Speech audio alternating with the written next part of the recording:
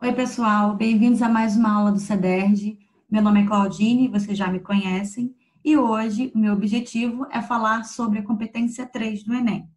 Vocês têm percebido que nas últimas aulas os mediadores têm se preocupado bastante com essa parte de preparação para o Enem, de compreensão das expectativas da banca, e isso se deve ao fato de que quanto mais vocês souberem sobre o edital, sobre as expectativas, sobre o que se quer na redação, melhor serão os resultados de vocês.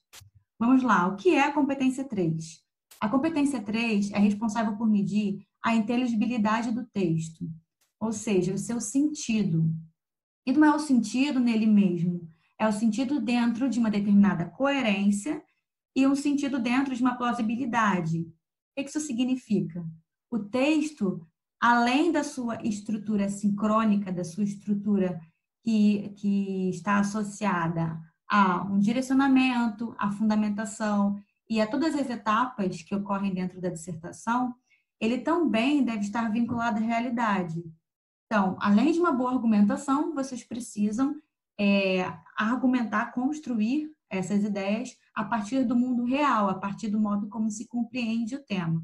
Então, para esclarecer essa balança que eu coloquei aí na imagem, você precisa pegar a proposta de redação, identificar o tema e, a partir da sua identificação, tentar pensar inicialmente quais são os argumentos possíveis dentro da realidade que você vive e, posteriormente, articular esses argumentos a uma lógica que é uma lógica que você mesmo vai definir. É importante que essas duas coisas estejam bem equiparadas, uma coerência e uma coerência estruturada no plausível, no mundo real, no palpável. Do que trata a competência 3? A competência 3 trata da análise do sentido, da construção do sentido do texto, desde o planejamento até a execução. Ou seja, desde o processo de seleção dos argumentos até a elaboração da tese para que haja defesa do ponto de vista. Então, todas essas etapas que eu coloquei aí, a interpretação, o projeto de texto, que nada mais é que o planejamento, o rascunho e a versão final são considerados. Mas, Claudine, como a banca lá no resultado final vai considerar desde as etapas iniciais? Fácil. Um texto que passou pelo planejamento, um texto que é resultado de um rascunho, ele se torna muito mais compreensível. Por quê? O aluno que cumpre todas essas etapas, que se preocupa em aparar as arestas, em organizar o seu texto, em incluir ou excluir determinados argumentos que não são tão úteis ou que são extremamente úteis para a redação, ele vai passar por um processo de raciocínio, de elaboração muito mais complexo do que um aluno que faz a redação direto na folha e acredita que aquilo ali vai ficar organizado. Okay? A competência 3, ela observa justamente isso, o quanto o aluno caminhou para chegar àquele resultado. Se houve um processo de elaboração de ideias, se houve um processo de planejamento, se o aluno articulou bem um parágrafo ou outro, tudo isso é visto nesse momento.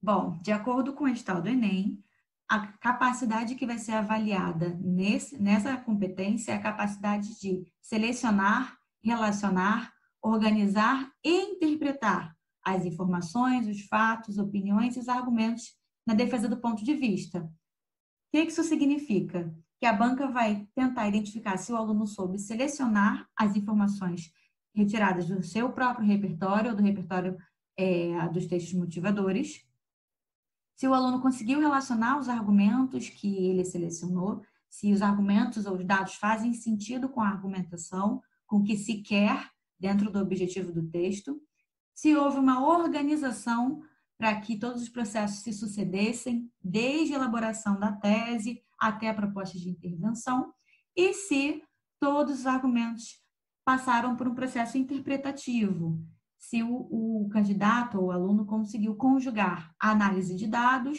à sua argumentação, se a sua tese está relacionada com uma fundamentação dentro do parágrafo de desenvolvimento. Então, todas essas etapas são percebidas, todas essas ações são percebidas dentro da competência 3, através desses 4 verbos que identificam processos complementares.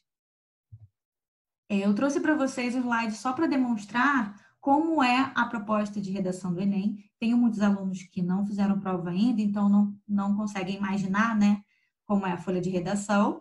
E também para reforçar que, muitas vezes, a seleção de ideias vem de informações que estão nos textos motivadores. No caso do Enem do ano passado, vocês contavam com 4 textos, e nesses 4 textos, vocês poderiam retirar, talvez, uma outra informação, um outro dado que fosse pertinente para a construção de vocês. Gente, os argumentos coerentes e plausíveis, eles só serão possíveis em textos que passaram pela etapa de planejamento ou de projeto de texto. Eu coloquei aqui até para vocês verem a definição de projeto de texto, porque ele está atrelado ao momento prévio da escrita. Ele está atrelado ao esquema e à organização do que vai suceder o quê dentro da redação, dentro da versão final. E somente serão coerentes e plausíveis os argumentos que passarem pela etapa de projeto de texto. Se isso não acontecer, vocês correm o risco de produzir um material que é chamado de texto sem direção. O que isso significa? Um texto que apresenta informações, fatos e opiniões que estão desconexos entre si, que são caóticos, que são desorganizados. Eu acho que esse é o maior medo do candidato, né? De produzir um argumento que não tenha coerência, que não tenha interrelação, que não desenvolva a ponto de chegar a uma proposta de intervenção adequada. O ideal é que, para que vocês consigam elaborar um texto com direção, essa setinha para cima aí no slide, vocês passem por todas as etapas, incluindo a etapa de projeto de texto, que é essencial. Alunos, planejem os textos de vocês. Não adianta vocês fazerem uma redação através de um processo único, sentar e escrever e ainda de forma organizada. Não, a redação ela vem primeiro, com as ideias bagunçadas, aquela explosão que surge no primeiro momento, assim que a gente lê o tema, depois que a gente vai organizando até chegar à versão final, ok? Vamos para o próximo slide. Eu trouxe um pouco de desenvolvimento textual para que vocês analisassem o quão importante é você cuidar do desdobramento das informações. Aí no segundo parágrafo vocês vão ver, ó, o desenvolvimento é o desdobramento das informações apresentadas por meio de recursos. Que recursos são esses? Recursos como definições, comparações, informações estatísticas, exemplos, ilustrações, analogias, argumentos de autoridade e outros possíveis que são resultado do projeto de texto, que são resultado da seleção de informações, tanto informações do repertório de vocês, quanto informações que podem estar disponíveis no texto de apoio. Então, gente, para que vocês arrasem na coerência, para que vocês consigam elaborar um texto que tenha aquela interdependência bonita, interessante, em que cada parágrafo autonomamente funciona e, ao mesmo tempo, é complemento de outro, é preciso que vocês saibam desenvolver bem o texto, utilizando recursos disponíveis, através de processos interpretativos e da análise crítica do que vocês vão levar para lá, para o seu texto. Bom, eu trouxe a matriz de referência para vocês darem uma olhadinha, sabendo que ela é dividida em 6 níveis, ok? E cada nível representa uma nota. Os 2 primeiros correspondem à nota 0 e à nota 40, respectivamente, e os demais até a nota 200. Vocês vão poder analisar com calma, até porque eu disponibilizei um PDF, vocês vão ver com mais atenção, que cada um desses níveis tem uma característica, tem a sua própria característica. Eu não coloquei nos próximos slides as características do nível 0 e do nível 1, porque eles compreendem textos que são vistos como textos sem direção. Então, são textos que normalmente não apresentam um mínimo de coerência, que não têm um direcionamento, que não trazem ideias organizadas e relacionadas entre si ou com o tema. Ok? Vamos lá, nível 2, 80 pontos. Como vocês podem ver, normalmente, a redação que recebe na competência 3, 80 pontos, ela contém muitas falhas, informações, fatos e opiniões sem desenvolvimento ou com apenas uma informação e grave contradição. Nem todos esses aspectos se somam. Às vezes, eles aparecem aos poucos, às vezes, um deles prevalece, depende de redação, de cada redação, ok? Varia. O que eu tenho aí no exemplo, para vocês observarem, logo de cara, eu tenho uma desorganização textual, né? Uma ausência de desenvolvimento, a partir do momento em que eu tenho um parágrafo de desenvolvimento só que está comprometido. Além disso, eu tenho o excesso de repetição vocabular, eu tenho a inclusão de dados sem a determinação da sua origem, vocês vão ver aí, 64,7%. Retirado de onde? Baseado em que estudo?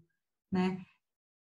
E com a leitura atenta, vocês vão perceber que há ausência completa de direcionamento da argumentação, porque espera-se, logo de início, que o candidato vai desenvolver em uma direção e ele não consegue se manter nela e acaba indo para outras direções ou se perdendo ao longo da argumentação.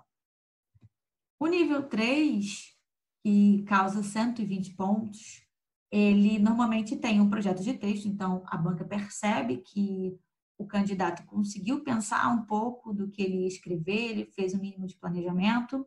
Normalmente tem fatos e opiniões em defesa de ponto de vista, só que o desenvolvimento é de apenas alguns deles, ou seja, um desenvolvimento incompleto, tá? E considerado insuficiente para a progressão textual. São aqueles casos em que o aluno tem uma boa ideia, a gente consegue até perceber a ideia que ele está tentando trazer, só que textualmente ele não a desenvolve a ponto de fazer com que aquele argumento seja válido. Basicamente, um desenvolvimento que tem tópico frasal, mas não tem uma boa fundamentação, ou então parágrafos de desenvolvimento que não mantém uma relação de continuidade ou de contrariedade, ou até mesmo desenvolvimento de textos que não parece que vão naquela linha de raciocínio desde a introdução. São casos diversos. Eu trouxe um exemplo para que vocês olhem aí. Ele também vai estar no material para que vocês leiam com atenção. Mas, nesse caso, só para esclarecer, o candidato foi contraditório, mesmo trazendo um ponto de vista, e ele não conseguiu fundamentar de forma adequada, nem inserir um outro argumento. Nesse caso, da redação dele, era necessário para compor a tentativa de desenvolvimento que ele planejou desde o início. O nível 4, que corresponde a 160 pontos, apresenta um projeto de texto com poucas falhas, né? O desenvolvimento, na maior parte dessas informações, o aluno às vezes deixa a desejar, ele inicia um desenvolvimento, uma orientação, só que falta alguma coisa, normalmente um período final para completar o parágrafo, ou então uma articulação interessante entre um parágrafo e outro, ou então a articulação com a proposta de intervenção, porque isso também é considerado dentro da coerência, ok? O texto tem indícios de autoria, até porque isso é muito importante. O candidato, ele pensou seus argumentos, ele trouxe ideias próprias, ele não se limitou às informações que estavam no texto de apoio, contudo, ele não soube fundamentá-las a ponto de gabaritar, a ponto de receber a maior nota, porque houve uma ou outra falha, mas falhas que mantêm relação com a progressão textual. Guardem bem isso, tá bom? Uma falha ou outra de pontuação que afeta a continuidade, o sentido, ela não vai fazer com que se perca tantos pontos quanto uma falha de progressão textual, que é justamente você tentar atingir aquele objetivo e, pela ausência de algo, você não conseguir chegar nesse ponto que planejou. Por último, vocês vão ver o nível 5, que corresponde aos 200 pontos, é o gabarito, né, é a melhor pontuação dentro da competência 3, e, nesse caso, o aluno conseguiu evidenciar o projeto de redação que ele fez desde o início, apresentar informações, fatos e opiniões que mantêm uma correlação, que são bem desenvolvidos e que têm diretrizes para que ele chegasse a uma progressão textual adequada e aquela que ele planejou. Tem autoria, né? Todos os dados e informações foram bem trabalhados, por mais que alguns deles aparecessem informações muito, em dados muito conhecidos, eles são bem articulados dentro do texto, provocando a sensação de que o aluno sabe muito bem do que ele está falando, ele soube muito bem trabalhar aquelas informações dentro da cabeça dele e depois disso passá-las para o papel. E, ao mesmo, para finalizar, o candidato soube demonstrar o pleno domínio do texto, articulando as partes essenciais da dissertação, o que deve conter nessas partes essenciais, como elas se relacionam entre si e como elas se desenvolvem para chegar até a proposta de intervenção. É isso. Eu vou me despedir aqui, espero ver vocês mais vezes e até breve.